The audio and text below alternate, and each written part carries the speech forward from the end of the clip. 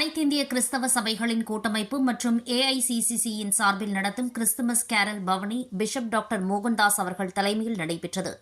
அனைத்திந்திய கிறிஸ்தவ சபைகளின் கூட்டமைப்பு மற்றும் ஏஐசிசிசியின் சார்பில் நடத்தும் கிறிஸ்துமஸ் கேரல் பவனி பிஷப் டாக்டர் மோகன்தாஸ் அவர்கள் தலைமையில் கேரல் பவனி பேரணி மிக பிரம்மாண்டமாக நடைபெற்றது. இந்த கிறிஸ்துமஸ் கேரல் பவனி நிகழ்ச்சியில் பால்வளத்துறை அமைச்சர் திரு மனோ தங்கராஜ் மற்றும் சிறுபான்மை மற்றும் வெளிநாடு தமிழ்வாழ் நலத்துறை அமைச்சர் ஆவடி நாசர் மற்றும் ஜீசஸ் கால்ஸ் நிறுவன தலைவர் பால் தினகரன் அவர்களின் புதல்வன் சாமுவேல் பால் தினகரன் ஆகியோர் இந்த கிறிஸ்துமஸ் கேரல் பவனி நிகழ்ச்சியில் கலந்து கொண்டனர்.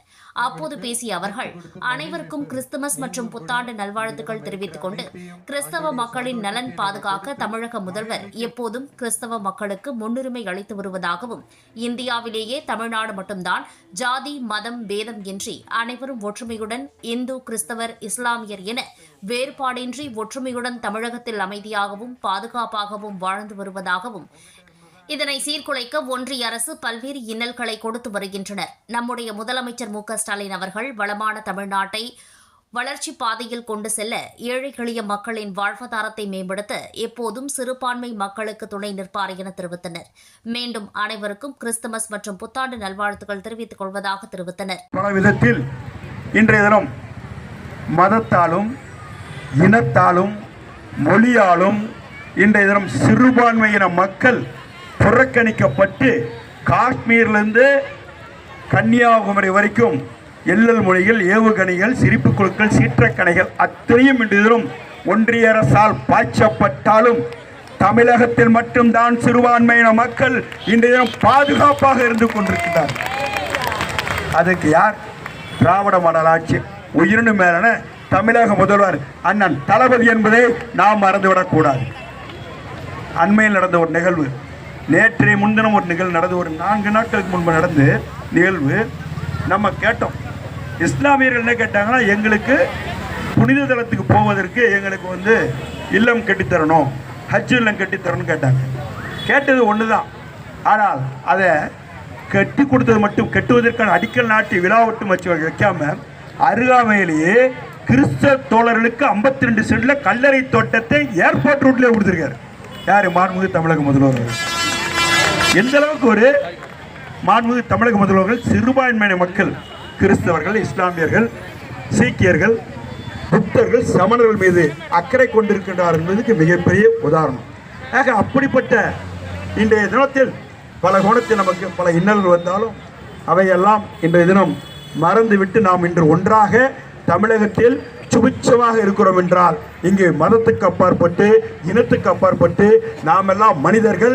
அவரவர் விருப்பப்படி அவரவர் கடவுளை வேண்டிக் கொள்ளலாம், அவர் விருப்பப்படி அவர் உணவுகளை உட்கொள்ளலாம் என்ற ஒரு மிகப்பெரிய சித்தாந்தத்தை நம்ம இங்கே இருக்கின்ற காரணத்தால் பாதுகாப்பாக இன்று தினம் இருந்து கொண்டிருக்கின்றோம். அண்மையில் ஒரு நிகழ்வு, என்ன நிகழ்வு என்றால், பார்டர் செக்யூரிட்டி போஸ்டில் இருக்க ஒரே ஒரு மிகப்பெரிய இராணுவ அதிகாரி. அந்த இராணுவ அதிகாரிக்கு என்னடா வேலைனாக்கா, எங்கெங்கே பாம்பு வச்சுருக்காங்கன்றதை செக் பண்ணுற வேலை. ஒரு வெடிகுண்டு நிபுணர். அந்த நிபுணர் நம்ம ஃபோர்ஸ் போகிறதுக்கு முன்னாடி என்ன பண்ணுவார்னா, அங்கங்கே இருக்கின்றல மெட்ரல் வச்சு பாப்பாரை செக் பண்ண வரான், எங்கேயாவது கன்னி வெடி வச்சுருக்காங்களான்னு. அப்படி கன்னி வெடி வச்சிருக்கீங்களான்னு பார்க்குற பணியை செய்யக்கூடியவர் அப்துல் ரஹீம் என்று சொல்லக்கூடியவர். அவர் அப்படியே பார்த்துக்கிட்டே போயிருக்கார். போக சொல்ல அவர் அறியாமையே அவர் வெடி வெடித்து அவர் 2 கையுமே இழந்துட்டார். இறந்தவர் இறக்கல, 2 கை இழந்துட்டார். அந்த வெடிகுண்டு நிபுணர் அப்துல் ரஹீம் என்று சொல்லக்கூடிய 2 கையையும் இழந்துட்டார். அதே நேரத்தில் மூளை கசிவின் காரணமாக இறுதி கட்டத்தில் இருக்கின்றார். அவர் பேர் மோசஸ் என்று சொல்லக்கூடிய ஒரு கிறித்துவர். அவர் இறக்கிற தருவாயில் இருக்கார்.